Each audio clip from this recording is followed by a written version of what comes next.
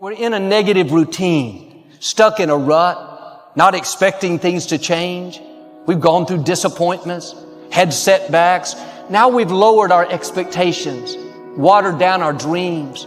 We let what hasn't worked out be an excuse to settle where we are. Pay attention to what's coming up in your mind as that self-talk behind it. Are you fully endorsing that belief? And are you starting to go to socials or go online or join some groups or matchmaking, this or that? I don't know what's out there, what people do today. But are you doing that? Or are you not taking any action at all because you're starting to think, I'm too old, I'm too fat, I'm too thin, I'm too whatever. And all the good ones are taken. These are limiting beliefs. And when we become aware of them, then we can move into questioning them and erasing them. You cannot attract thin from I hate being fat. Because if what you think about is what expands, and what you're thinking about is hating being fat, then hating being fat is what you will continue to manifest. You act upon what you think about. You cannot attract prosperity from an inner consciousness that says, I hate being poor. I despise being poor. Because if you despise being poor, if you're angry about being poor, then being angry about being poor or despising it is what you will continue to act upon, and you'll be able to say, see? Now it gets worse. You cannot manifest what you want if your attention is on what is. If your attention is on what is and the circumstances of your life, that's where your thoughts are, then you will continue to create what is into your life. You've got to figure out a way to get your mental images, your energy, your attention, your higher awareness off of what is and onto what you want. And every time your thoughts are on what is, you shift it to what do I want? At the end of the day, all those things in your head that seem like you could never get over them, you've made them up. You've decided to obsessively focus on those things. And as Oprah said, what we dwell on is who we become. And think about that for a second. Think about today. Just audit your thoughts. What did you spend your time thinking on? Did you obsessively think about the way that things could go right? Or did you obsessively think about the things that could go wrong? Studies made of the lives of literally thousands of successful people have shown that they radiate confidence, assurance. They expect success, and they get success. You can spot these people by the way they walk, by the way they look and act. You can feel it about them when they enter a room. They may be short and fat, or tall and thin, or any combination in between. But they have about them the attitude of success. The easiest and most effective means of forming a good attitude habit is to begin to act as though you have a good, positive, expectant attitude toward life. That's right. Begin right now to walk, act, and look as though you belong to this group. If you're already in the top 5%, you'll know what I mean. If you've never tried it, you'll be amazed at what happens. Actions trigger feelings, just as feelings trigger actions. Most of us are just driven by our conscious mind. We're listening to our thoughts, as we mentioned earlier. Most of us think we are our thoughts. Most of us think our thoughts are the only things that we have in terms of choice. So the thought comes in, we obey the thought, and our life just keeps stuck. We're just cycling through the same old problems. For most people, it's a relationship problem. Another person might have a health problem. Another person a financial problem. Each person seems to specialize in a particular block, and they keep cycling through it. They get a little break, then they have the problem again. They get a little break, they have the problem again. And it isn't until there's a wake up, and maybe it is for some people today, and they look within and go, well, maybe it's me. Maybe there's something in me that's running, a program that's running that is creating and recreating and rerunning the very same problem, especially when it's different for each person. We've each got a different program, so it keeps running there. That's the first level, is to realize there's something deeper. The moment that you catch yourself being distracted, the moment you catch yourself starting to worry, the moment you catch yourself drifting to the future or drifting to the past, that's a moment of tremendous power, because you basically just woke up. You basically just noticed that you're not here in this particular moment. So use that wake-up call, 5, 4, 3, 2, 1, and ground yourself in this moment.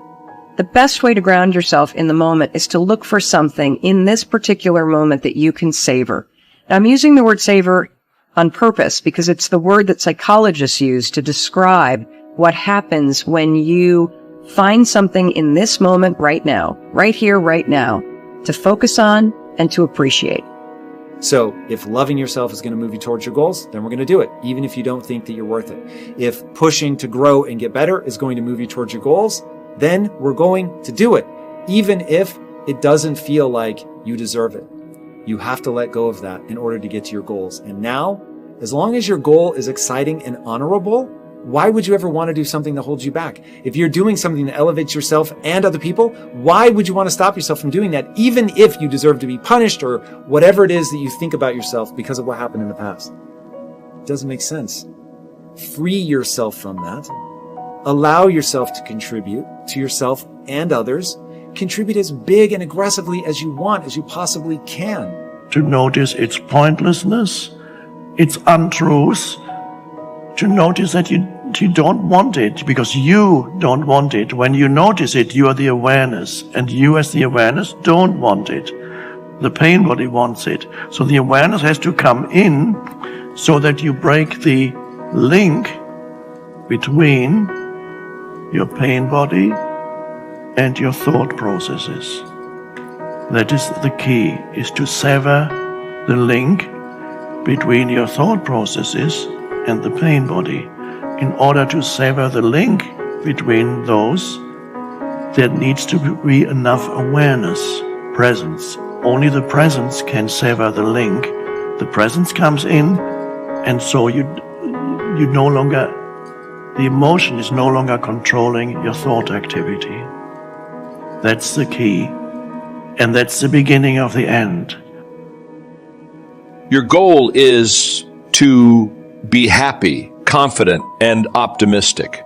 The way that you achieve this is by making these positive responses so automatic that you remain predominantly happy, confident, and optimistic, no matter what happens. You can achieve this result by taking specific, proven, practical steps that have been used by millions of people and which work with virtually unfailing certainty.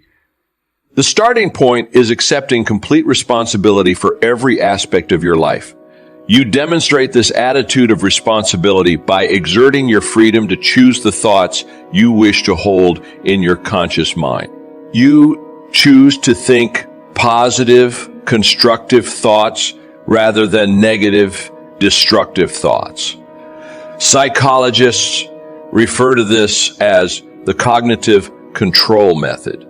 Cognitive control simply means that you control your thoughts, keep them positive, and repeat positive messages to yourself over and over until they become automatic responses to daily life. The first mental fitness technique is that of positive self-talk, or the use of positive affirmations. The way you talk to yourself has an inordinate impact on your thinking and feeling. Many researchers, including Dr. Martin Seligman of the University of Pennsylvania, have discovered that high-performing men and women talk to themselves differently from low-performing men and women. Basically, your self-talk or your inner dialogue determines the tone of your emotional life. You are happy or sad, positive or negative, depending on what you say to yourself and how you interpret events to yourself as you go along. For example, if you are cut off in traffic and you immediately become angry and begin thinking about how stupid and irresponsible and what a bad driver the other person is, you will trigger a very different reaction than if, when you are cut off in traffic, you excuse the other person by thinking to yourself that he or she must be late, distracted, or must not have seen you. It may be exactly the same external event, but the way you interpret it and your ensuing conversation with yourself will determine whether you experience positive or negative emotions about the situation. The starting point of using positive self-talk is to interpret everything that happens to you in a favorable way. Become what W. Clement Stone called an inverse paranoid. Imagine that the whole world is in a giant conspiracy to help you to be successful and happy.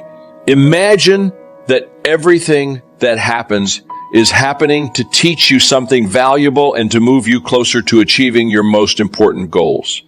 Just as a paranoid is convinced that there is a conspiracy against him, an inverse paranoid is convinced that there is a conspiracy for him or her.